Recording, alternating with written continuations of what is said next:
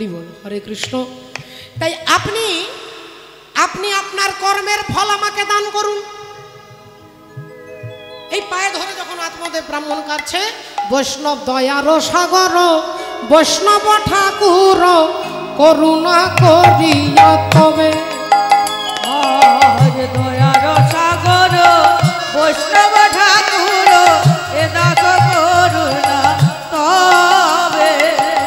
দয়ার সাগর বৈষ্ণব ঠাকুর করুণা করিয়া তবে। দয়ার সাগর বৈষ্ণব ঠাকুর করুণা করিয়া তবে। আমার কর্মের ফল যদি তোমাকে দিতে হয়, একটু দাঁড়াও। ঝোলা থেকে একটা ফল বার করেছে, আর এই ফলটা নিয়ে আত্মদেব ব্রাহ্মণের হাতে দিচ্ছে। আহা, বলি এই ফল তুমি দিও পত্নীকে, এই ফল তুমি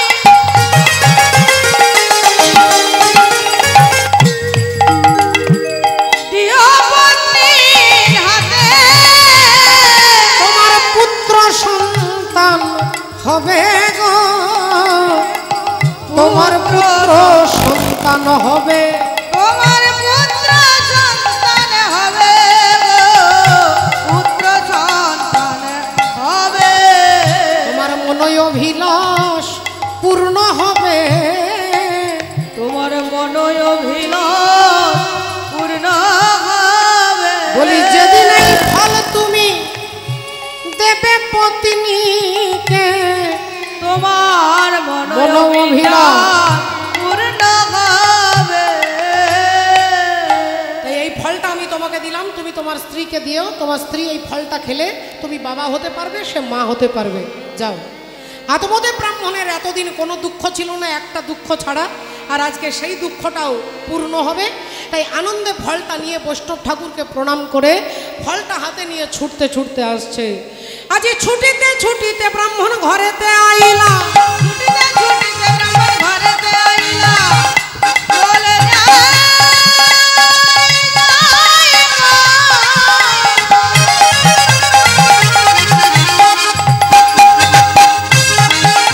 ফল হাতে করে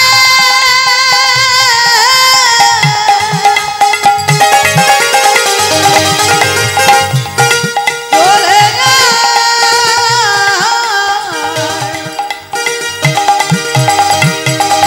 চলে যা।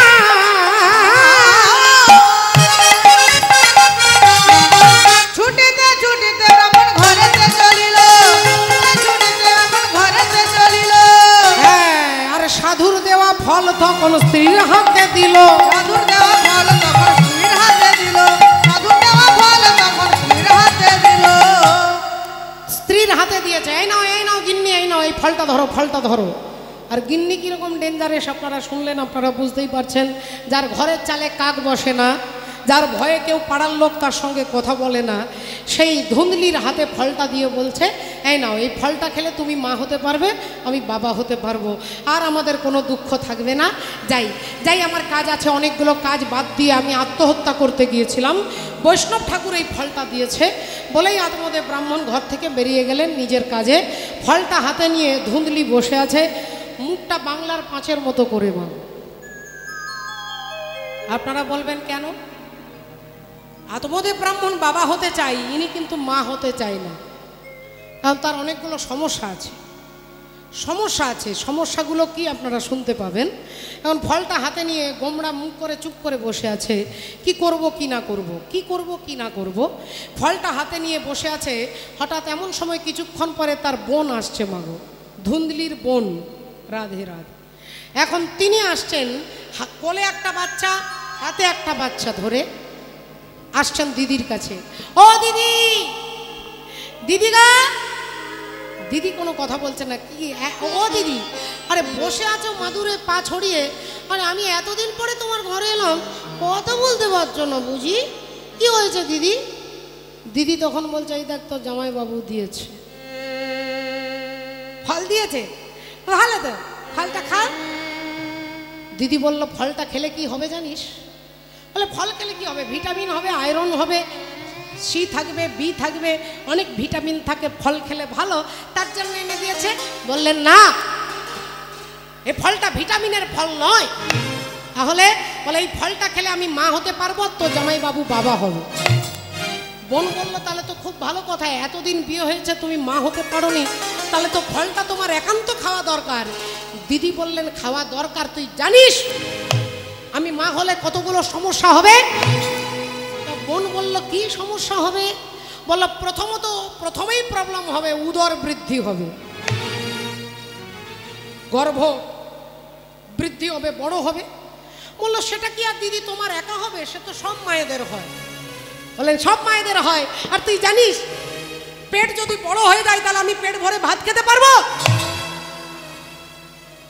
আমার বোন তখন বলে হায় হায়, এ সমস্যা তো কোনোদিন শুনিনি। তারপরে আবার কি হতে পারে তুই জানিস? পেট বড় হয়ে গেলে ঘরে যদি চোর ঢোকে, ডাকাত ঢোকে, আমি ছুটে পালাতে পারবো? বোন চিন্তা করছে ইনি হরি বলিনি তো পিএইচডি করেছেন। ঠিক আছে দিদি, তুমি কথাটা খারাপ বলনি। এবার দেখুন সুযোগবাদী ব্যক্তি সেই দুর্বলতার সুযোগটা নেয়। বলে ঠিকই বলেছ দিদি, গর্ভে সন্তান থাকলে পেট বড় হয়ে যাবে, দুর্বল হয়ে যাবে, খেতে পারবে না, হাঁটতে পারবে না, পালাতে পারবে না, ঘরে আগুন লেগে গেলে বেরিয়ে যেতে পারবে না, অনেকগুলো সমস্যা হবে। বলে তাহলে বোন তখন আমার আমার 1 মাস কি না, ফলও তোমাকে খেতে হবে না, আর তুমি সন্তানও পেয়ে যাবে। কি করে কি করে কি করে পাবো? বলে আমার গর্ভে যে সন্তানটা রয়েছে, যেদিনে জন্মগ্রহণ করবে সেই দিন আমার ছেলেটাকে তোমাকে দিয়ে দেবো, আর তুমি কিছু টাকা পয়সা গয়নাগাটি আমাকে দিয়ে দেবে, তাহলে আমারও অভাব চলে যাবে আর তোমারও অভাব চলে যাবে। আইডিয়াটা খারাপ নয়। তোর ছেলেটাকে দিবি, বিনিময়ে কিছু টাকা পয়সা। আচ্ছা কিভাবে দিবি? বলে যেদিন হবে সেদিন রাত্রিবেলায় থলির মধ্যে আমার স্বামীকে দিয়ে তোমার ঘরে পাঠিয়ে দেবো, আর তুমি বলবে আমি মা হয়েছি। কিন্তু দিদি বললেন হ্যাঁ রে, তা পাড়ার লোক কি করে? পাড়ার লোকের চোখে ধুলো দেবো, আমার স্বামীর চোখে ধুলো দেবো, আমার গর্ভে সন্তান থাকবেই না, অথচ সন্তান হবে। বোন বলল দিদি তুমি দেখো না, সিরিয়াল দেখো না, কত বুদ্ধি মায়েদের আছে, কত বুদ্ধি। অমরেশ পুরীকে ফেল করে দেবে এরকম সিরিয়ালে ভিলেন আছে বাবা। তুমি জানো না দিদি, তুমি এক কাজ করো, আজ থেকে তোমার কাজ হবে প্রতি মাসে একটা করে বালিশ তৈরি করা। বালিশ তৈরি করে কি করব না, বালিশ পেটের মধ্যে বাঁধবে, 1 মাসে একটু ছোট, তারপরে একটু বড়, তারপরে একটু বড়, তারপরে একটু বড়, এরকম প্রতি মাসে একটা করে বালিশ তৈরি করবে, আর বালিশটাকে চেঞ্জ করবে। তোমার স্বামী জানবে তোমার গর্ভে সন্তান আছে, পাড়ার লোক সবাই জানবে সন্তান আছে, আর আসলে যে তোমার পেটে বালিশ আছে এটা কেউ বুঝতে পারবে না।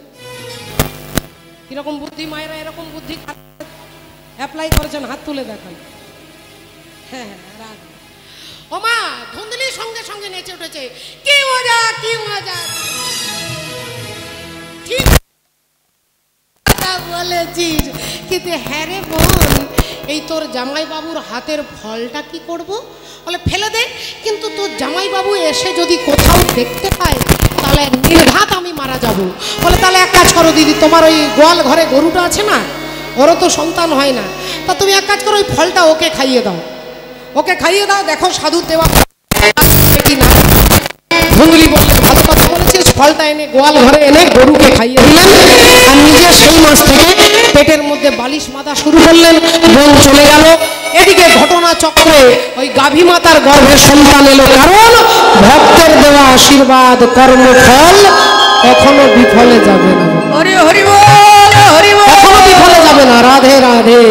তাই এদিকে ধুন্দুলি পেটের মধ্যে বালিশ বেঁধে প্রমাণ করতে চাইলো আমার গর্ভে সন্তান আছে, আর দেখতে দেখতে কয়েকদিন কিছু মাস পরে ওই বোনের সন্তান হয়েছে, রাতের অন্ধকারে ছেলেটাকে এনে দিয়েছে, আর গয়নাগাটি টাকা পয়সা নিয়ে সে চলে গেছে। আর বাচ্চা যখন ওয়া ওয়া করে কেঁদে উঠেছে, অমনি আত্মদেব ব্রাহ্মণের কি আনন্দ, আজ কি আনন্দ হলো, আজ কি আনন্দ হলো,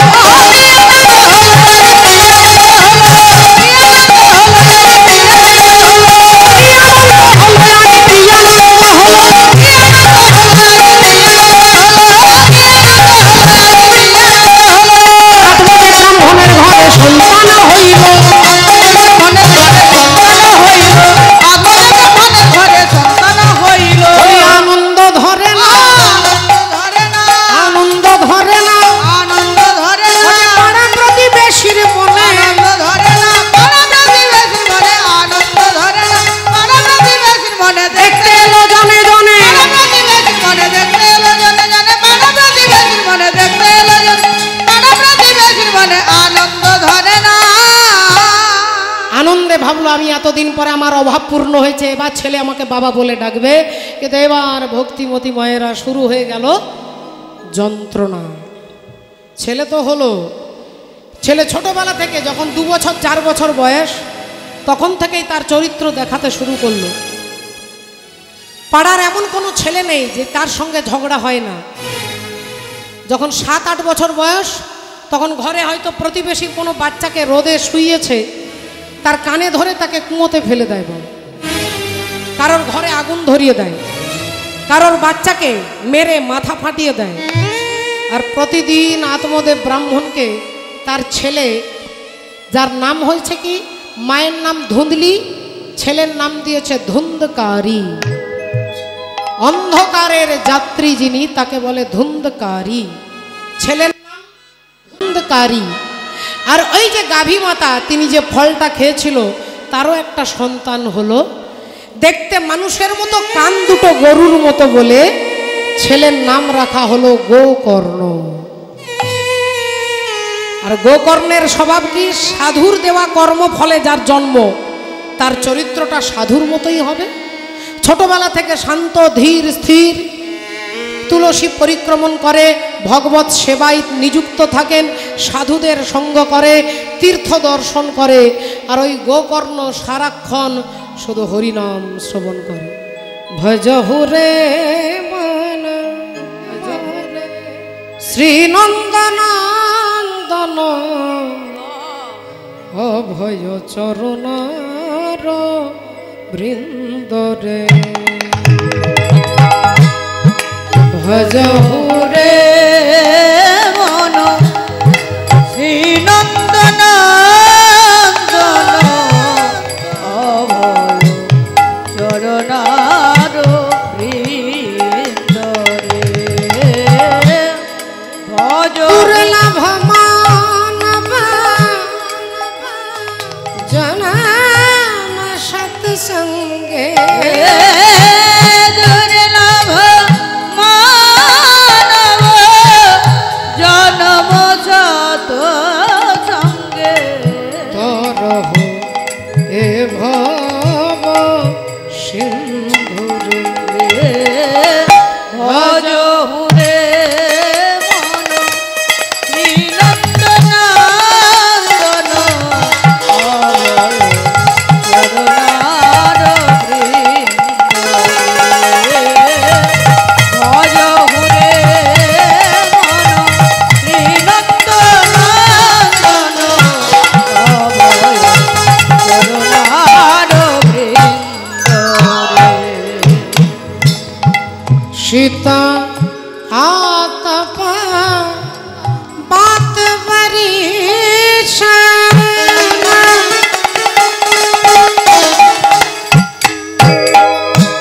প্রভুজি প্রভুজি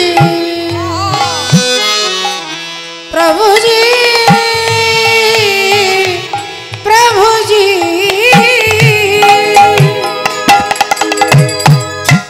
শীত আতপ বাত বরিশা, ये दिन जामिनी जारी रे, ये दिन जामिनी जारी रे।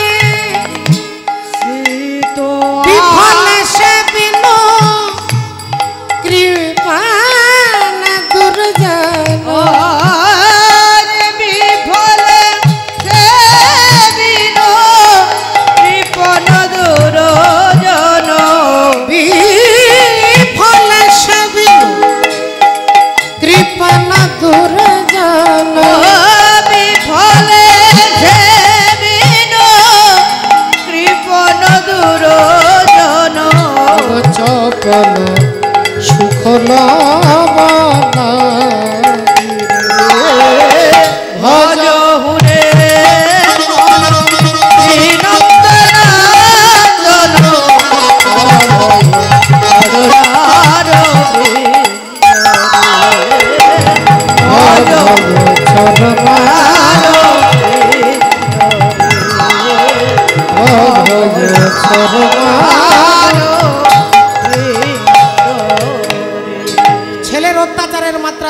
বেড়ে যাচ্ছে গোকর্ণ একদিকে তার বিপরীত চরিত্র, তিনি সাধু সঙ্গ হরিভজনের মধ্যে সময় কাটান, আর এদিকে ধুন্ধকারী তিনি পাড়া প্রতিবেশীর সমস্ত মানুষকে অত্যাচারে অত্যাচারিত জর্জরিত করে ফেলেছে। প্রতিদিন কেউ না কেউ এসে বলে, দাদা আপনার ছেলে আমার ছেলেটাকে মেরে মাথা ফাটিয়ে দিয়েছে। কেউ বলে, দাদা আমার ছেলেটাকে কানে ধরে কুয়োতে ফেলে দিয়েছে। ভাগ্যিস কুয়োতে জল ছিল না দাদা, নইলে তো একটা কেলেঙ্কারি হয়ে যেত। আত্মদেব ব্রাহ্মণ মাথায় হাত দিয়ে চিন্তা করছে, হায় হায় হায়, ছেলের দিকে একবার তাকাচ্ছে,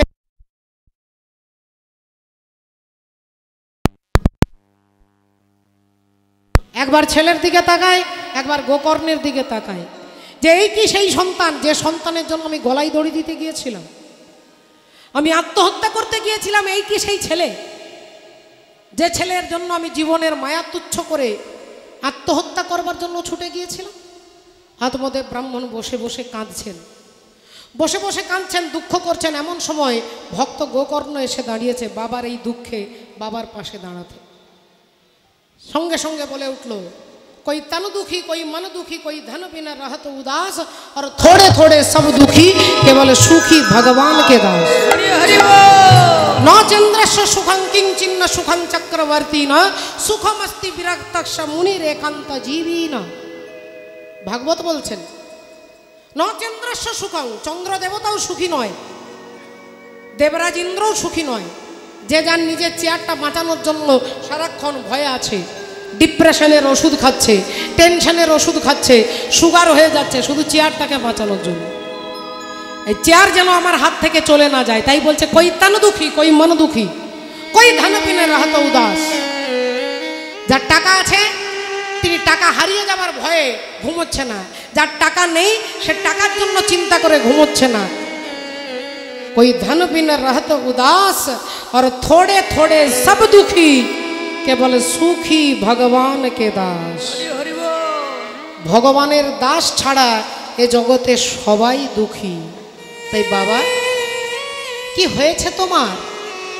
बोललेन ओरे ओरे बाबा गोकर्ण आमी जे जालाई मरे गेलाम रे बाबा। आमी छेलेर जन्य जे छेलेर जन्य आत्महत्या करते गिয়েছিলাম, জঙ্গলে গলায় দড়ি দিতে গিয়েছিলাম, যে ছেলের জন্য আমি রাতের পর রাত্রি ঘুমোইনি, যে ছেলে হয়েছে বলে আমি হাজার লক্ষ লক্ষ টাকা দান করলাম, কত ভক্ত বৈষ্ণবদের ভক্তদের ব্রাহ্মণদের বস্ত্র দিলাম, গয়না দিলাম, আর সেই ছেলেটা যার অত্যাচারে আমি আর সহ্য করতে পারছি না, ও আমাকে বড্ড দুঃখ দিচ্ছে রে বাবা। ওই ধুন্ধকারী আমাকে দুঃখ দিচ্ছে। গোকর্ণ হেসে বললেন, বাবা ওই ধুন্ধকারীর ক্ষমতা নেই তোমাকে দুঃখ দেবার, সে তোমাকে দুঃখ দেয়নি, তার প্রতি যে তোমার অন্ধ স্নেহ, এই অন্ধ স্নেহটাই তোমাকে দুঃখ দিচ্ছে। অনিমা বিশ্বাস, আপনার শ্বশুরের হাত ভেঙে গেছে, আপনি অতি শীঘ্রই বাসুর বাড়িতে চলে আসুন। অনিমা আরেকবার বলুন, পরিষ্কারভাবে শোনা গেল না কার হাত ভেঙে গেছে, কোন ভক্ত বাবার? আচ্ছা যায়নি তাই, হরি বল, হরে কৃষ্ণ। গোপালীপাড়ার অনিমা বিশ্বাস, আপনার শ্বশুরের হাত ভেঙে গেছে, আপনি অতি শীঘ্রই বাসু বিশ্বাসের বাড়ি চলে যান। হরে কৃষ্ণ। আপনার পুত্র ধুন্ধকারী আপনাকে দুঃখ দিতে পারে না। ধুন্ধকারীর প্রতি আপনার যে অন্ধ টান, অন্ধ স্নেহ, এই স্নেহটাই আপনাকে দুঃখ দিচ্ছে। এই কথা ধর্ম স্বয়ং ধর্মের প্রতিমূর্তি বিদুর বলেছিলেন অন্ধ ধৃতরাষ্ট্রকে, যে আপনি শুধু চোখে অন্ধ নন, আপনি পুত্র স্নেহে অন্ধ। দুর্যোধনের অন্যায় কর্মগুলো দেখতে পাচ্ছেন না। দুর্যোধন দুঃখ পাবে কিছুদিনের জন্য, কিন্তু যতদিন আপনি বেঁচে থাকবেন ততদিন দুঃখ পাবেন। তাই ধুন্ধকারী আপনাকে দুঃখ দেয়নি, আপনি দুঃখটাকে নিজে কিনে নিয়েছেন। আপনি কিনে নিয়েছেন, আপনার ছেলের জন্য আপনি পাগল হয়ে গিয়েছিলেন, তাই তার প্রতি যে আপনার মোহ, যে টান, এই টানটা আপনাকে দুঃখ দিচ্ছে। তাই আমি আপনাকে বলছি বাবা, ছেলের জন্য নয়, যদি বাঁচতে হয় তা ভগবানের জন্য বাঁচুন। সঙ্গে সঙ্গে আদমদেব ব্রাহ্মণ পুত্র গোকর্ণের কাছে হাত জোড় করে বলছেন, ওরে ওরে আমি ধন্য হয়ে গেলাম। সাধুর একটাই কথাতে জীবনের ভোল্টেজটা পাল্টে যেতে পারে বাবা। সাধুর একটা বাক্যে ভোল্টেজ পাল্টে যেতে পারে। রাজা পরীক্ষিত যিনি মৃত্যু ভয়ে এসেছিলেন ভাগবত শুনতে, কিন্তু মৃত্যুকে তিনি জয় করে ফেললেন একটা কথাতে। তাহলে ভক্তের একটা কথাই যদি মানুষের চরিত্র পরিবর্তন হয়ে যায়, আপনার কেন হবে না? রাধে রাধে। ও যে বেটার বাবা হতে সাধে কেন চিতে, বেটার বাবা হতে সাধে কেন চিতে, বেটার বাবা হতে সাধে কেন চিতে, ওগো বেটার বাবা হতে সাধে কেন চিতে, বেটার বাবা হতে সাধে কেন চিতে, ওই বেটা কি তোরে করবে সুখী, বেটার বাবা হতে সাধে কেন চিতে, বেটা কি তোরে করবে সুখী, বেটার বাবা হতে সাধে কেন চিতে। বলি শত পুত্রের বাবা, ওগো শত পুত্রের বাবা হয়ে গেল হাওয়া, ওই যে শত পুত্রের বাবা হয়ে গেল হাওয়া, ধৃতরাষ্ট্র তার প্রমাণ দেখি বেটার বাবা হতে সাধে কেন চিতে, বেটা কি তোরে করবে সুখী, বেটার বাবা হতে সাধে কেন চিতে। হ্যালো আহা, রাধে। হ্যালো, মানিকনগরের বাসুদেবের শাশুড়ি গোপালীপাড়ার অনিমা বিশ্বাস, আপনি উঠে আসেন, যেখানে থাকেন বাসুদেবের বাড়িতে চলে আসুন। গোপালীপাড়ার অনিমা বিশ্বাস, অনিমা বিশ্বাস, হরি বল। আপনি উঠে আসুন কানের কাছ থেকে। জয় নিতাই জয় রাধে। উনি শুনতে পেয়েছেন, উনি যাচ্ছেন। হরে কৃষ্ণ, জয় নিতাই জয় রাধে। শ্রী গুরু নিতাই গৌর প্রেমানন্দে, হরি হরি বল। ভক্তিমতী মায়েরা যেই এ কথা বলেছেন, অমনি আত্মদেব ব্রাহ্মণ বললেন, তাহলে তুই বল বাবা, তুই বল গোকর্ণ, আমি এখন কি করব?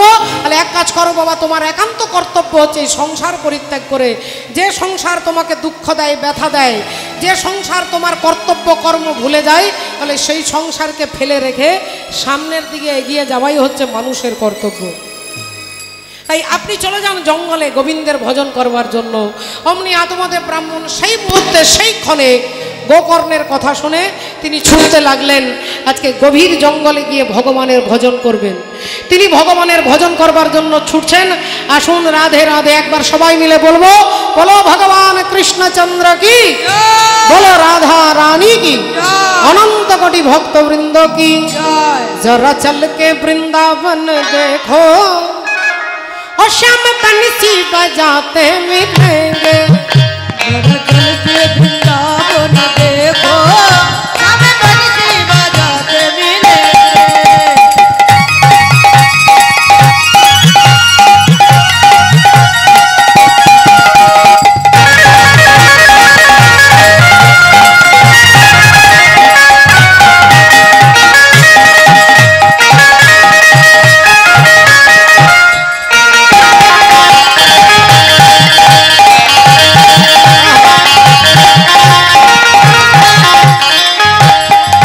झूला झूल रही होगी राधा प्यारी, श्याम झूला झूलाते मिलेंगे।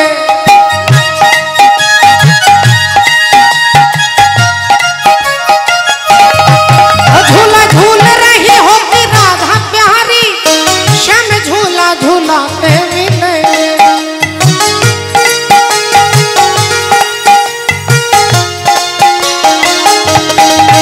जरा चल के, जरा चल के, जरा चल के वृंदावन देखो, श्याम बंसी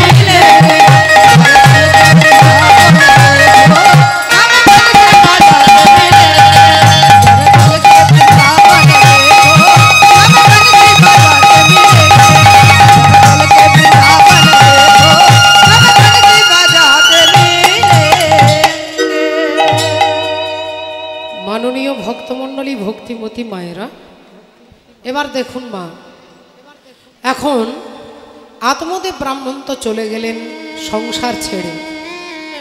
ছেলে ধুন্ধকারী বড় হয়েছে, যৌবনে পদার্পণ করেছে, বাবা ঘর ছেড়ে চলে গেছে। ছেলের কুসঙ্গ করার প্রবণতাটা আরো বেড়ে গেল, কুসঙ্গে মজে রইলেন, নেশা করে, অসৎসঙ্গ করে।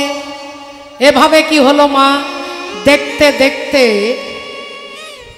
ওই কুসঙ্গের প্রভাবে পতিতাদের বাড়িতে যাওয়া আসা শুরু করলেন। পতিতা রমণীদের পতিতা পল্লীতে যাওয়া শুরু করলো। সম্পত্তি নিয়ে, টাকা নিয়ে, গয়না নিয়ে পতিতাদের মনোরঞ্জন করে। প্রতিদিন মায়ের কাছে, মা ধুন্দলির কাছে টাকা পয়সা চায়। টাকা দিতে দিতে ছেলের অন্যায় আবতার মানতে মানতে টাকা শেষ হয়ে গেল মা। ইনকাম তো 1 টাকাও নেই। এবার টাকা গয়না গাটি মায়ের কাছ থেকে কেড়ে নিয়ে যায়, জমি বিক্রি করে। আর একদিন সন্ধ্যেবেলায় মাকে বলল, মা তুমি হয় আমাকে টাকা দাও, নইলে গয়না দাও। মা বললেন, হ্যাঁ রে বাবা, তুই বিশ্বাস কর বাবা, হ্যাঁ আমার কাছে আর কিছু নেই রে বাবা, কিছু নেই। ধুন্ধকারী বললেন, আজ রাত্রে আসবো, এসে যদি টাকা পয়সা না পাই তোমার গলা টিপে তোমাকে খুন করে দেব, গলা টিপে খুন করে ফেলবো। ধুন্ধকারী তো চলে গেলেন। মা ধুন্দলি ভাবলেন যে তাহলে রাত্রিবেলায় এসে তো টাকা পয়সা তো আমি দিতে পারবো না, তাহলে ছেলের হাতে মরার থেকে আমি নিজেই মরে যাই। মা ধুন্দলি কি করলেন, কুয়োতে ঝাঁপ দিয়ে আত্মহত্যা করলেন। একটু ভেবে দেখুন মা, ভাগবতের শিক্ষা, আমার নয়। একটা সন্তানের জন্য কত বড় ভুল পদক্ষেপ হলো, আর তার জন্য স্বামী ঘর ছাড়া হয়ে গেল, স্ত্রী কুয়োতে ঝাঁপ দিয়ে আত্মহত্যা করল। ছেলে যে জমি টমি যতটুকু ছিল সব বিক্রি করে পতিতা পল্লীতে গিয়ে সব লোটাতে লাগলেন, দিতে লাগলেন। আর পতিতা রমণীদের ভালো হলো, প্রতিদিন একটা করে গয়না, একটা করে সোনার অলংকার। একদিন সবাই মিলে চিন্তা করলো, হ্যাঁ রে, এ যা আমাদেরকে গয়না দিয়েছে, কোনো পুরুষ এত গয়না দিতে পারেনি, কিন্তু এবার আমরা একটু ভালো গয়না চাইব। এবার দামি দামি 7 নলি হার চাইতে লাগলেন। আর ধুন্ধকারী পাড়া প্রতিবেশীর ঘরে চুরি করে ওই গয়নাগুলো এনে দেওয়া শুরু করলেন। পতিতা রমণীগণ চিন্তা করছে, এ তো পাড়ায় পাড়ায় চুরি করে, যেদিন ধরা পড়ে যাবে সেদিন তো বলে দেবে যে আমাদেরকে গয়নাগুলো দেয়, আর তাহলে আমাদেরকে গ্রামের লোক একজোট হয়ে সব গয়না নিয়ে চলে যাবে। তাহলে কি করা যায়? একজন বললে, এক কাজ করো দিদি, ওকে আজ রাত্রে যখন আসবে মদের গ্লাসটা হাতে দেব, মদের মধ্যে বিষ মিশিয়ে দেব, বিষ মিশিয়ে দেব, তাহলে খেয়ে মরে যাবে, আর ধরা পড়ে যাওয়ার ভয় থাকবে না। আর অমনি ধুন্ধকারী তিনি রাত্রিবেলায় এসেছে পতিতা পল্লীতে, এসে যেই গান নাচ হবে মদের গ্লাসটা দিয়েছে, ভাবছে মদটা খেলেই তারপরে হরিবোল। আর অমনি তারা সবাই মিলে আনন্দে নৃত্য করছে। ও গো নাগরে একটিবার মুখ তুলে চাও মোর পালে, ও গো নাগরে একটিবার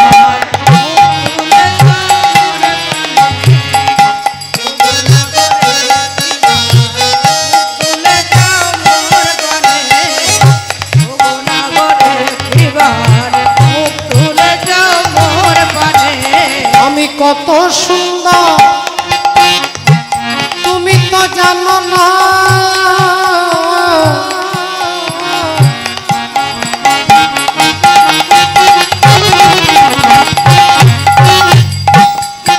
আমি কত সুন্দর তুমি তো জানো না, তুমি মুগ্ধ হবে দর্শনে।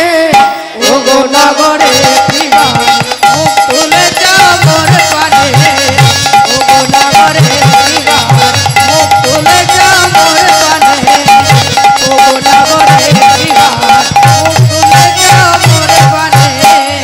তোমার আমার মিলন হবে দিবা বিভাব তোমার আমার মিলন হবে বিভা বিভাবনী দেহ তোমার শীতল হবে দেহ তোমার শীতল হবে দেহ তোমার শীতল হবে হবে রসের নেশায় যাবে ভরি ওগো নগরে তুলে যাও মোর পানে ওগো নগরে তুলে যাও মোর পানে ওগো নগরে তুলে যাও মোর পানে হরি বল হরে কৃষ্ণ। মদের গ্লাসে চুমুক দিতে শুরু করলেন, একটু একটু করে বিষ পান করে, একটু একটু করে বিষ খেয়ে ধুন্ধকারী মৃত্যুর কোলে ঢলে পড়লেন। বলে মুখ দিয়ে গলগল করে ফেনা ঝরছে, রক্ত বেরোচ্ছে, আর অমনি তিনি পড়ে গেছে। আর পতিতা রমণীগণ কি করলেন, ও মা যদি না মরে, একজন বলল গলায় গামছা দে, এদিকে চারজন ধরবি টান দিবি, এদিকে চারজন, আর টান দিয়ে ধুন্ধকারীকে হরিবোল করে দিলেন। তাহলে মনে করে দেখুন, বাবা চলে গেছে, মা মারা গেছে কুয়োতে ঝাঁপ দিয়ে, ধুন্ধকারীরও মৃত্যু হয়ে গেল অসৎ সঙ্গের পাল্লায় পড়ে, অসৎ সঙ্গের পাল্লায় পড়ে হরিবোল হয়ে গেল। আর গোকর্ণ বলে তিনি তো আর ঘরে থাকে না, কখনো গয়া, কাশী, বারাণসী, প্রয়াগ, ত্রিবেণী সব জায়গায় ঘুরে বেড়ায়। তা তিনি 6 মাস পরে ফিরে আসছে। গ্রামের লোক বলছে, ভাই কোথায় যাচ্ছ? বলে বাড়িতে যাচ্ছি, মায়ের সঙ্গে দেখা করব। তোমার মা নেই? তোমার মা মারা গেছে। না তাহলে ভাই? তোমার ভাইকেও কেউ মেরে ফেলে কুয়োয় ঢুকিয়ে দিয়েছে। গোকর্ণ মনে মনে ভাবছে, তাহলে মাও নেই, ভাইও নেই, তাহলে তো একান্ত যাওয়া কর্তব্য। তিনি বাড়িতে এলেন, আর বাড়িতে এসে সন্ধ্যাবেলায় তিনি তিলকান্নি সন্ধ্যা বন্দনা করতে বসেছে। হঠাৎ একটা দমকা হাওয়া এসেছে ঘরের মধ্যে, প্রচণ্ড ঝড়, এলোমেলো হয়ে যাচ্ছে। কিন্তু জানালা দিয়ে তাকিয়ে দেখছে পাড়ায় আর কোথাও ঝড় নেই, এই ঘরের মধ্যেই ঝড়। সবাই বলতে লাগলো, বাবা গোকর্ণ, ওই ঘরে ভূত আছে, অশরীরী আত্মা আছে, অতৃপ্ত আত্মা, পালিয়ে এসো, বেরিয়ে এসো। গোকর্ণ বললেন, এই অবস্থায় তো নয়, আগে কি ব্যাপারটা জানতে হবে। গঙ্গার জলটা নিয়ে যেই ছিটিয়ে দিয়েছে, অমনি ধুন্ধকারীর আত্মা বলছে, দাদা তুমি আমায় বাঁচাও, দাদা আমায় বাঁচাও, আমি আর পারছি না দাদা, আর পারছি না। আমি এতদিন কথা বলতে পারিনি দাদা, তোমার জলে আমি কথা বলতে পারছি, আমাকে বাঁচাও দাদা। আমাকে পতিতা রমণীগণ বিষ মদ খাইয়ে মেরে ফেলেছে, তবু তাদের শান্তি হয়নি, আমায় গলায় ফাঁস লাগিয়ে কুয়োর মধ্যে ফেলে দিয়েছে। তুমি আমায় বাঁচাও দাদা, আমায় বাঁচাও, আমায় বাঁচাও। গোকর্ণ বললেন, ভাই এ কি সর্বনাশ হলো, এবার তো একটাই রাস্তা আছে, একটাই রাস্তা, সেই রাস্তা হচ্ছে যেতে হবে গয়াধাম, পিণ্ডদান করতে হবে। তাহলে পিণ্ডদান করতে হবে রাধে রাধে, তার উদ্দেশ্যে এখন তার উদ্দেশ্যে পিণ্ডদান করতে যাচ্ছেন গয়াধামে। যেতে লেগে গেল প্রায় 11-12 দিন, আসতে 11-12 দিন। পিণ্ড দান করে তিনি ফিরে আসছেন, ভাবছেন ভাই উদ্ধার হয়ে গেছে, মায়েরও আত্মা উদ্ধার হয়ে গেছে। আবার তিনি ঘরে বসে সন্ধ্যা বন্দনা করছেন, আবার একই শব্দ, বলি তুমি আমায় বাঁচাও, বাঁচাও, তুমি আমায় বাঁচাও, বাঁচাও,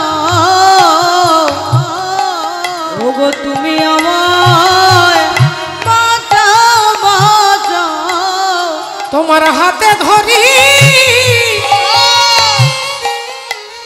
আরে পায়ে পড়ি, ওগো ওগো তুমি আমায় বাঁচাও বাঁচাও, তোমার হাতে ধরি মায়ে পড়ি, তুমি আমায় বাঁচাও বাঁচাও। আর ভক্তাধীন ভগবান সবসময় ভক্তের কাছে থাকে বাবা। তার নামের মহিমা, তার কথার মহিমা, তার গুণের মহিমা, তার লীলার মহিমা তিনি প্রকাশ করেন।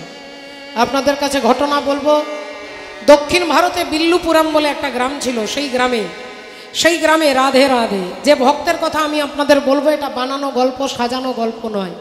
আপনারা যদি কেউ বৃন্দাবনে যাওয়া আসা করেন, যে কোনো ব্রজবাসীকে দাঁড় করিয়ে জিজ্ঞাসা করবেন যে এই বৃন্দাবনে একজন জজ সাহেব বলে ভক্ত ছিল, সেই জজ সাহেব কোথায় ভজন করতেন, ব্রজবাসীরা আপনাকে দেখিয়ে দেবে। বাংলা থেকে যারা গেছে তারা হয়তো অনেকে নাও জানতে পারেন, কিন্তু ব্রজবাসী যারা তারা আপনাকে বলে দেবে যে জজ সাহেব বলে ভক্ত কোথায় ভজন করতেন। তিনি ছিলেন দক্ষিণ ভারতে একটা ছোট্ট আদালতের জজ সাহেব। আর ওই জজ সাহেব তার কর্ম সব কিছু ত্যাগ করে বৃন্দাবনে ভজন করতে এসেছিলেন। কিভাবে না, ওই গ্রামে একজন মাঝি ছিল বাবা, তার ডাক নাম ছিল ভোলা। বাড়িতে তার স্ত্রী আছে, একটা ছেলে একটা মেয়ে। ছেলে বলল, বাবা বোনের বিয়ে দিতে হবে, আগে বোনের বিয়ে দাও, তারপরে আমি বিবাহ করব। কিন্তু হ্যাঁ রে, বোনের বিয়ে দেবো, 1 টাকাও তো নেই। বলেন, বাবা মহাজনের কাছে কিছু টাকা ধার নিয়ে নাও সুদের ওপরে, আমরা দুজনে মিলে খেটে গায়ে গতরে খেটে শোধ করে দেব। সেই ভোলা, তার একটা বিশেষ স্বভাব ছিল, সারাদিনের কাজ করবে আর সন্ধেবেলায় গিয়ে সেই মন্দিরে, গ্রামে একটা রামের মন্দির, রঘুনাথের মন্দির, ওই মন্দিরে গিয়ে আরতি দর্শন করবে। যতক্ষণ ভগবানের মন্দির দরজা খোলা থাকবে ততক্ষণ দাঁড়িয়ে দাঁড়িয়ে দেখবে। আর যেই মন্দিরের দরজা বন্ধ হয়ে যাবে, মনে একটা ব্যথা নিয়ে আবার বাড়ি ফিরে যাবে। এটাই ছিল ভোলার প্রতিদিনের কর্ম। প্রতিদিন রঘুনাথের মন্দির আসে, রঘুনাথকে সব কথা বলে। কেউ যদি জিজ্ঞাসা করে, এই যে ভোলা ভাই, এই যে ঘরে কে এসেছিল গো, আগে আমি কিছু জানি না, রঘুনাথজি জানে। এই যে দাদা আজকে কি রান্না হয়েছিল, আগে আমি কিছু জানি না, রঘুনাথজি জানে। তা বাড়িতে কি হলো, ছেলেটা কি কাজ করে, আগে আমি কিছু জানি না, রঘুনাথজি জানে। সব কথাই রঘুনাথজি জানে। তাই মেয়ের বিয়ে দেওয়ার জন্য মহাজনের কাছে টাকা আনতে গেলেন। যাওয়ার আগে রঘুনাথকে বলে গেলেন, প্রভু আমার মেয়ের বিয়ের জন্য কিছু টাকা আনতে যাচ্ছি ধার, তুমি আমাকে আশীর্বাদ করো, আমি যেন পরিশ্রম করে সেই ধার শোধ করতে পারি। মহাজনের কাছে 800 টাকা নিয়েছে, 800 টাকা নিয়েছে, 1 টাকাও শোধ দেয়নি। এখন কোর্টের কর্মচারী কাগজটা এনে দিয়েছে, এনে গোটা গ্রামে রাধে রাধে খুঁজছে। ভোলার নামে কোর্টের কাগজ এসেছে, কাগজটা এনে মন্দিরের পূজারীকে দেখাচ্ছে। পূজারী কাগজটা পড়ে বলছেন রঘুনাথকে যে, প্রভু এ জগতে সবার, কারোর মা আছে, কারোর বাবা আছে, কারোর পেছনে দাদা দিদি ভাই বোন আছে, কিন্তু ভোলার তুমি ছাড়া কেউ নাই ঠাকুর, ভোলার তুমি ছাড়া কেউ নেই। তাই মহাজন মিথ্যে অভিযোগ করে আদালতে কেস করেছে। দয়াময় তুমি এর বিচার করো, বিচার করো দয়াময়। কোর্টের জজ সাহেব ডেকেছেন ভোলাকে, হ্যাঁ তুই কি টাকা নিয়েছিলিস, আগে হুজুর 800 টাকা নিয়েছিলাম, শোধ করেছিস, আগে হ্যাঁ হুজুর সুদ সমেত শোধ করেছি। কিন্তু উনি বলছেন তুই শোধ করিসনি, আগে হুজুর হ্যাঁ আমি সত্যি বলছি হুজুর আমি দিয়েছি। তুই যে দিয়েছিস তার প্রমাণ কি, কেউ তোর সাক্ষী ছিল, আগে হুজুর ওখানে 3 জনের ছাড়া আর কেউ ছিল না। কে কে ছিল 3 জন, বলে আমি, মহাজন আর রঘুনাথজি ছিল। ওখানে রঘুনাথজি ছিল। জজ সাহেব ভাবলেন রঘুনাথ বলে কোনো ভদ্রলোক হয়তো তার সাক্ষী ছিল, বলে যা। কোর্টে কাগজ লিখে দিল, সমন জারি হয়ে গেল, রঘুনাথের নামে সাক্ষী দিতে হবে। আর হাজির হো রঘুনাথজি, হাজির হো। 3 বার যেই বলেছে, এমনি শত শত ভিড়ের মধ্যে থেকে একজন হাত তুলেছে, আমি আছি, এদিকে আসো। চুলগুলো কিছু সাদা কিছু কালো, ধুতি পাঞ্জাবি পরেছে, কাঁধে উত্তরীয়, সুন্দর সুগন্ধি তেল দিয়ে চুলটা আঁচড়ানো, হাতে একটা লাঠি আছে। এসে দাঁড়িয়েছেন, আগে হুজুর আমি রঘুনাথ। জজ সাহেব বললেন কাঠগড়ায় দাঁড়াও। দাঁড়িয়ে গীতাতে হাত দিয়ে বলো, যা বলিব সত্য বলিব, সত্য বই মিথ্যা বলিব না। ভগবান হেসে বললেন, যা বলবো তা সত্যই বলবো, সত্য ভিন্ন আমি কখনো বলি না, কারণ আমি সত্যের মূর্তি। সত্যের প্রতিমূর্তি হচ্ছেন ভগবান। ভাগবতে ব্যাসদেব ভগবান কৃষ্ণকে, রামকে, গোপালকে, যাদবকে, গণেশকে, শিব ঠাকুরকে, দুর্গাকে কাউকে প্রণাম করলেন না, সত্যকে প্রণাম করলেন। বললেন সত্যকে প্রণাম করলে 33 কোটি দেবতাকে প্রণাম করা হয়, আর সত্য যার জীবনে নেই বলে তিনি কোনো উদ্দেশ্যে সফল হতে পারবে না। তাই ভগবান দাঁড়িয়েছেন কাঠগড়ায়। জজ সাহেব বললেন উনি ওনার টাকা নিয়েছিলেন? আগে হ্যাঁ হুজুর 800 টাকা নিয়েছিল। শোধ করেছে? আগে হ্যাঁ হুজুর দিয়েছে সব টাকা। জজ সাহেব বললেন মহাজনকে কোর্টে দাঁড় করিয়ে দুজন কর্মচারী গেছে তার লাইব্রেরি রুমে, 113 নম্বর ডায়েরি এনে জজ সাহেবের হাতে দিয়েছে। 36 নম্বর পৃষ্ঠা উল্টে দেখছে একটা কাগজে প্যাডের মধ্যে লেখা আছে সব টাকা বুঝিয়া পাইলাম। আদালতে অমনি সঙ্গে সঙ্গে রায় দিলেন মহাজনকে জেলে বন্দি করা হোক, আর ভোলাকে সসম্মানে ছেড়ে দিলেন। ভোলা আনন্দে চলে যাচ্ছে। জজ সাহেব অফিস ঘর থেকে ভোলাকে দেখতে পেয়ে ডাকছে, হ্যাঁ এদিকে আয়। নিজের গায়ের কোটটা খুলে চেয়ারের ওপরে রেখে চেয়ারে বসে বলছে, আয় বলতো, আচ্ছা রঘুনাথ কে রে? কে রঘুনাথ? ওই মন্দিরে কি মন্দিরটা উনি করিয়েছেন? আগে না হুজুর। রঘুনাথজি কোথায় থাকে? আগে হুজুর তিনি সব জায়গায় থাকে। তুই কোথায় থাকিস? আগে হুজুর যেখানে রঘুনাথ থাকে। আমার সঙ্গে আর কি করছিস? বল রঘুনাথকে মন্দিরের পূজারী? আগে না হুজুর। মন্দিরটা টাকা দিয়ে করিয়েছে? আগে না হুজুর। তাহলে কি মন্দিরে প্রতিদিন ফুল এনে দেয়? আগে না হুজুর। মন্দির ঝাড়ু দেয়? আগে না হুজুর।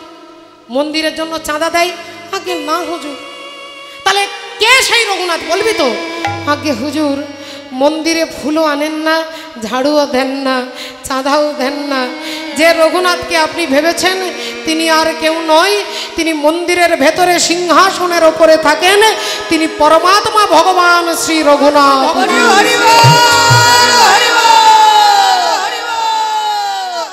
এ কথা যেই বলেছে জজ সাহেব কোটটা খুলে প্যান্ট শার্ট খুলে একটা ধুতি পরলেন। ঘরে গিয়ে কাঁদতে কাঁদতে তিনি ছুটতে ছুটতে চলে গেলেন তার সব দায়িত্ব ফেলে বৃন্দাবনে। বৃন্দাবনে মন্দিরে মন্দিরে শুধু কেঁদে কেঁদে বেড়ায়, শুধু ভগবানের নামে।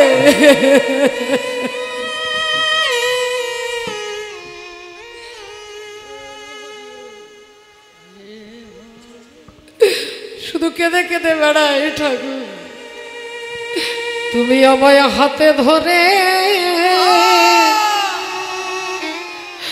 পার করে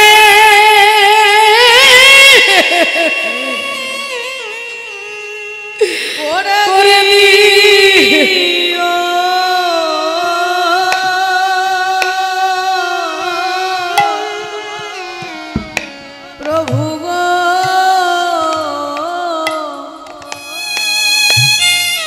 তুমি আমার হাতে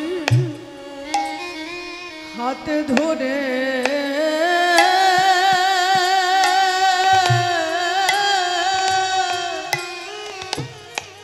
পারে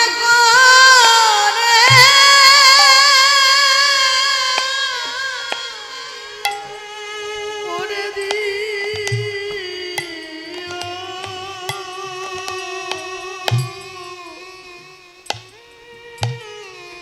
প্রভু আমি আর তো কিছু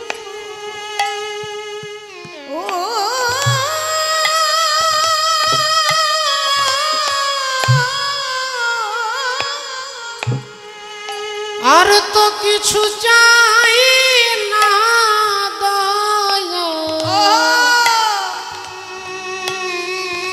আমায় হাতে এ ধরে পার করে দিও।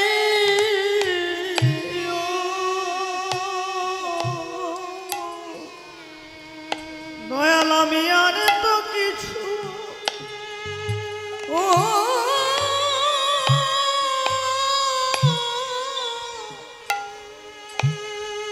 চাই না দয়া।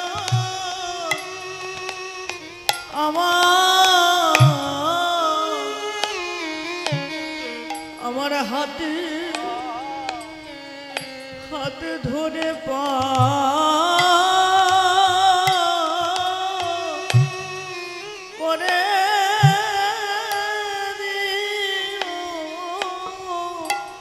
ওহে আমি সাধন ভজন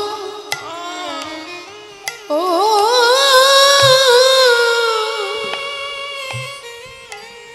কিছু জানি না ও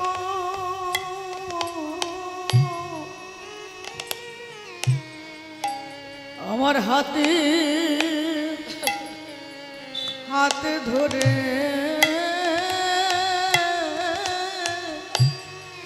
পারে করে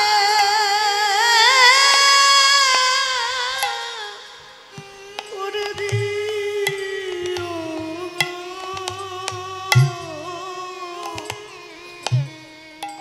আমি যে সাধন ভজন ও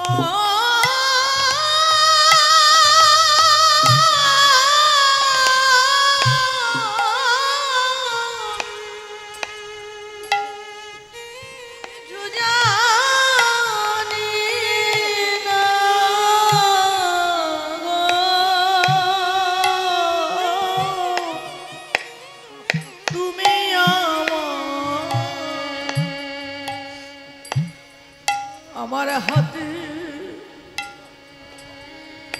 হাতে ধরে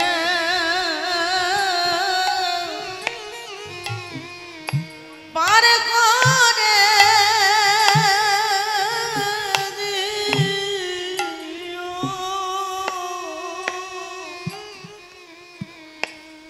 তোমার চরণে ছাড়া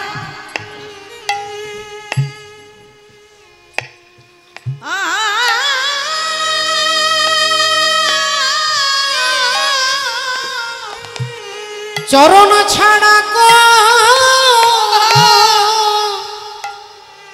না গো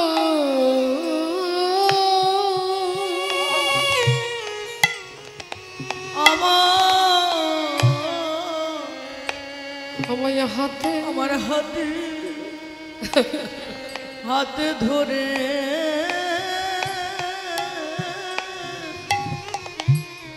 পার করে দিও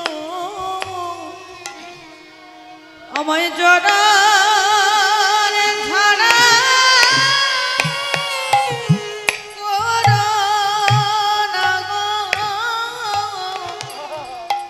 আমার অন্তিম গানে করে দিও আমি আর তো কিছু চাই না দয়া পাই যেন তোমার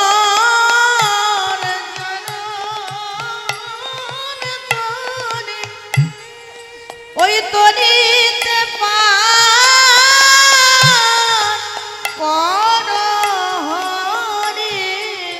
পাই যেন তোমার চরণ তরি ওহে পতিত পাবন দয়াল হরি গো ওই তরিতে পার করো তুমি পথে পাবন দয়াল ওহে তুমি নিজ গুণে আমায় কৃপা করো চরণ ছাড়া করো না গো তুমি নিজ গুণে কৃপা করো ওই চরণ তলে ঠাই দিও ওই কৃপা করে চরণে নিতাই গৌর প্রেমানন্দে ছাড়া করো না গো তুই জন্মে নয় জন্মে জন্মে চরণ ছাড়া করো না গো জন্মে নয় জন্মে জন্মে চরণ ছাড়া করো না গো আমায় হাতে ধরে পা ওহে করে দিও জজ সাহেব তিনি তার চাকরি ছেড়ে দিয়ে বৃন্দাবনে ভজন সাধন করতেন। এমনও দৃষ্টান্ত যে তিনি কোনোদিন কোনো মন্দিরে বসতেন না, আরতি দর্শন করুক কিংবা ভাগবত শুনুক দাঁড়িয়ে থাকতেন। একজন ভক্ত গিয়ে বললেন, প্রভু কিছু মনে করবেন না, আপনি প্রতিদিন দেখি দাঁড়িয়ে থাকেন, এত জায়গা আছে একটু বসতে পারেন না, আপনার তো দাঁড়িয়ে থাকলে কষ্ট হবে। তিনি তখন সেদিন কেঁদে কেঁদে বলেছিলেন যে দাদা হরি বল, আমি ভগবানের কাছে এসে বসতে পারি না কেন? বলে যতবার বসতে যায় কে যেন বিবেকের আঘাত দিয়ে আমাকে দাঁড় করিয়ে দেয়। আমি দাঁড়িয়ে কেন থাকি জানেন? কারণ একদিন আদালতে আমি ছিলাম জজ সাহেব, সামান্য একটা ছোট্ট গ্রামের আদালতের জজ ছিলাম আমি, আর আমার আদালতের কাঠগড়ায় যিনি দাঁড়িয়েছেন তিনি অনন্ত কোটি ব্রহ্মাণ্ডের সব থেকে বড় আদালতের জজ সাহেব। তার আদালতে গিয়ে সবাইকে দাঁড়াতে হয়, তিনি আমার আদালতে কাঠগড়ায় দাঁড়িয়েছিলেন আর আমি অভিমানের চেয়ারে বসেছিলাম। তাই আমিও সেদিন প্রতিজ্ঞা করেছিলাম, যে যে মন্দিরে তুমি থাকবে তোমার মন্দিরের আগে আমি দাঁড়িয়ে থাকবো আর তুমি বসে থাকবে। বৃন্দাবনে সবাই তাকে বাবাজি নয়, মহারাজ নয়, জজ সাহেব বলেই ডাকতেন। জজ সাহেব চলে এসেছে, জজ সাহেব চলে এসেছে। তাহলে তো খুব সত্যযুগ ত্রেতা যুগের ঘটনা নয় বাবা, ৭০-৭২ বছর আগেকার ঘটনা। তখনও ভগবান আসেন সাক্ষী দিতে, এখনও আসবে, 2023-24 সালেও আসবে, যদি ভোলার মতো আত্মবিশ্বাস থাকে বাবা। আমরা বলে দিই না না না এসব আর হয় না, কলিযুগে আর হয় না। বলে মা, সত্যযুগ ত্রেতা যুগ দাপর যুগ কলিযুগ, যুগের ওপরে ভগবত কৃপা দাঁড়িয়ে নয়, ভক্তের ভক্তির ওপরে ভগবত কৃপা দাঁড়িয়ে। তাহলে আসুন আজকে গোকর্ণ কি করলেন? আবার গেলেন গয়াধাম, আবার বিষ্ণুর পাদ পদ্মে পিণ্ডদান করলেন, আবার ফিরে এলেন, আবার দেখছে যেমন ভূত তেমনি আছে। ভাবলেন তাহলে যতবার পিণ্ড দিচ্ছি তাহলে উদ্ধার হচ্ছে না কেন? এবার বড় বড় পণ্ডিতদেরকে জিজ্ঞাসা করলেন যে পিণ্ড দান করছি কিন্তু উদ্ধার হচ্ছে না, তাহলে কি করা যায়? কেউ আর বলতে পারছে না, কি ভাস দেবে কিছুই বলতে পারছে না। একদিন ভোরবেলায় উঠে সূর্যদেবকে প্রণাম করে বলছেন, জবা কুসুম সংকাসন কাশ্যপেয়ং মহাদূতিম ধন্তারিং সর্ব পাপগ্ন প্রণোতস্মি দিবাকর। যিনি জ্ঞানের সূর্য প্রকাশিত করে সেই সূর্যদেবকে বলছে, বলুন কি করলে আমার ভাই ধুন্ধকারী উদ্ধার হবে? তখন সূর্যদেব বলেছিলেন যে যে গয়াধামে গিয়ে তুমি পিণ্ডদান করছো পদ্ধতিটা ঠিক হচ্ছে না। কেন? বলে যার উদ্দেশ্যে তুমি পিণ্ডদান করছো তার বাবার নাম তার মায়ের নাম তোমাকে বলতে হচ্ছে, 7 পুরুষের নাম বলতে হয়। আর তুমি যখনই তার বাবার নাম বলছো, বাবার নাম কি মায়েরা মনে করে বলুন? ধুন্ধকারীর বাবাকে আত্মদেব নয়তো তার মেসমশাই তিনি, তাই তো? তাহলে চিটিংবাজি করে বাবার নামটা কাগজে লিখিয়েছেন, কিন্তু ভগবানের কাছে তো চলবে না। তা বাবার নাম যখনই আত্মদেব বলছে, মায়ের নাম যখনই বলছে ধুন্দলি, তখনই ভুল হয়ে যাচ্ছে, ঠিকানা অন্য জায়গায় পৌঁছে যাচ্ছে। তাহলে ওনার তো বাবা মা উনি নন, উনি তো মাসির ছেলে, চালাকি করে রাতের অন্ধকারে থলির মধ্যে এসে দিয়েছিলেন।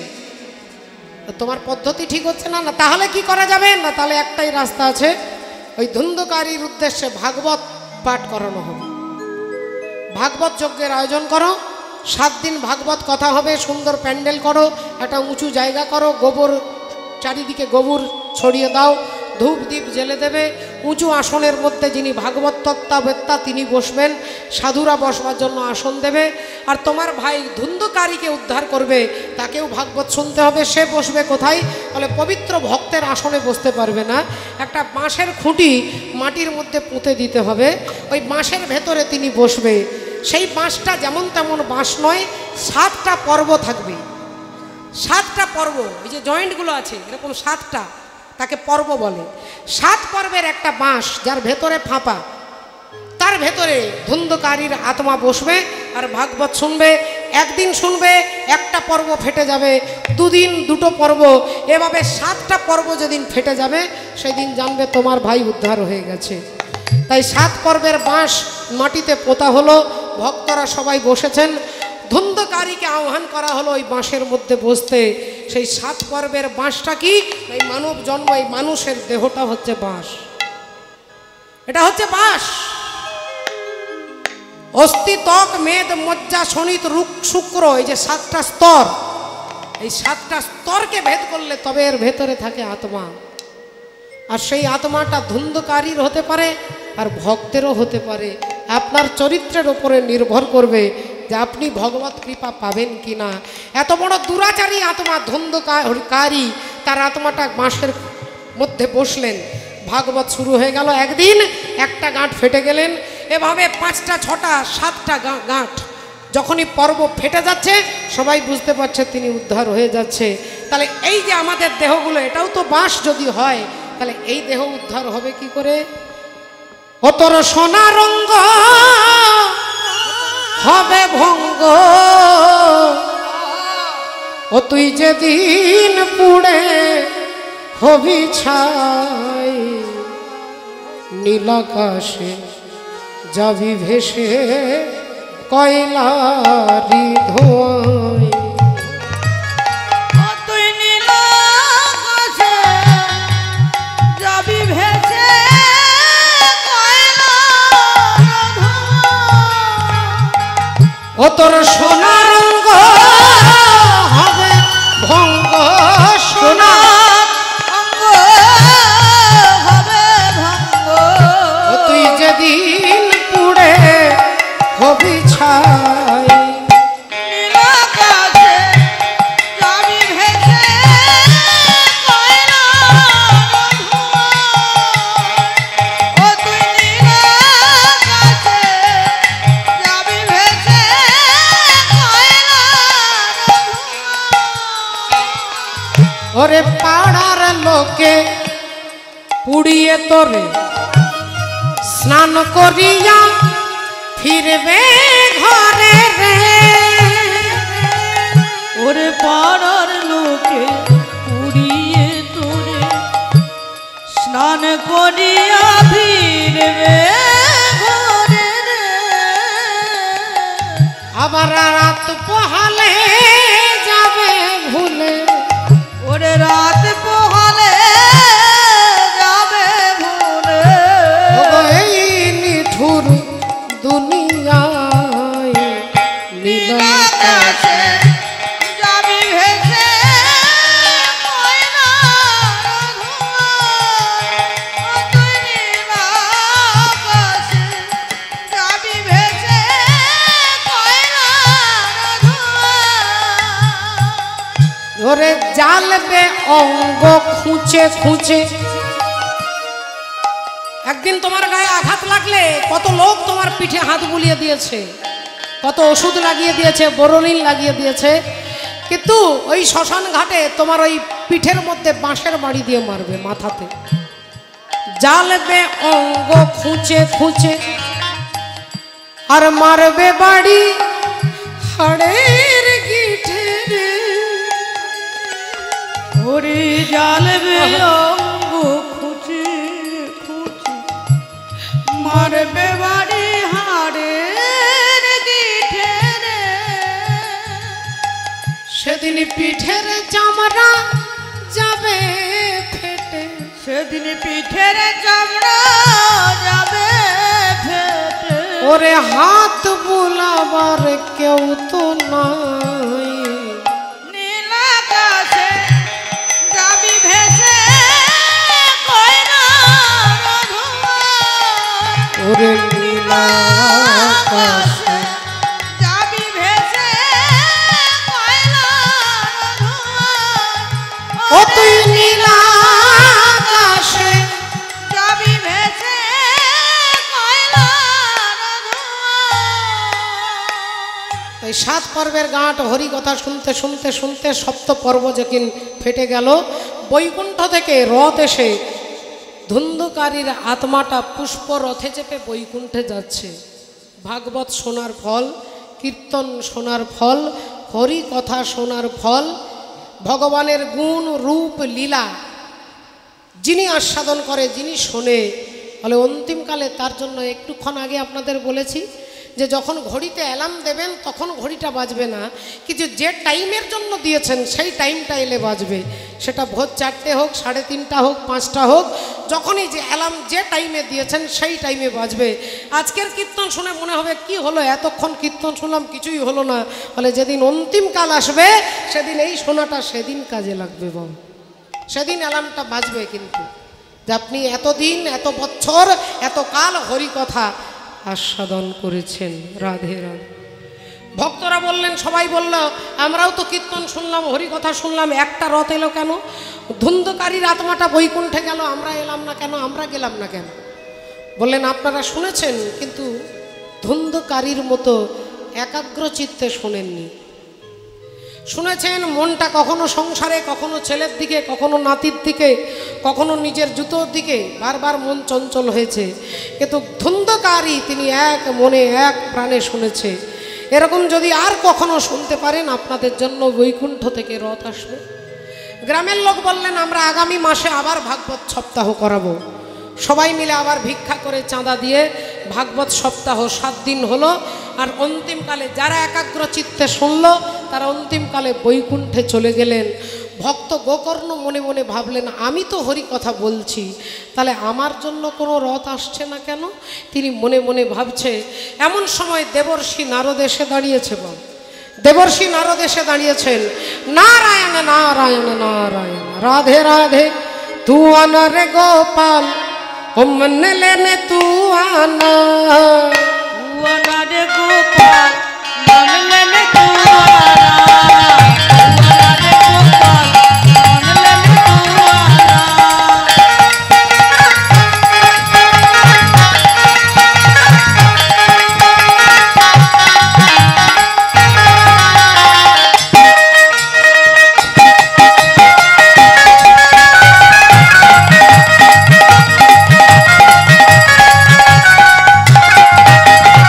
हाथी न लाना गोपाल घोड़े न लाना,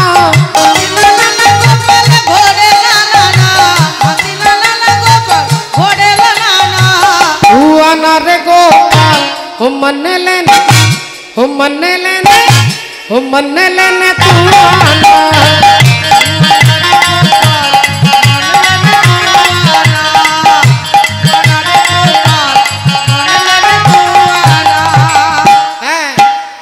तूने प्यार जो इतना ज्यादा किया, तूने प्यार जो इतना ज्यादा किया, मैं तेरी हो गई, मैंने वादा किया।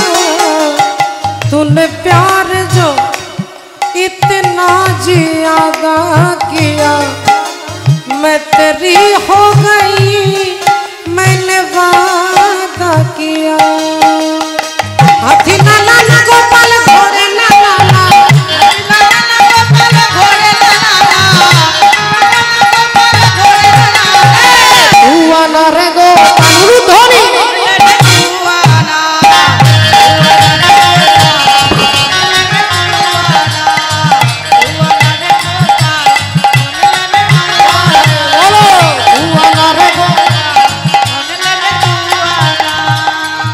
তাই গোকর্ণ বললেন আমার জন্য কোনো রথ এলো না।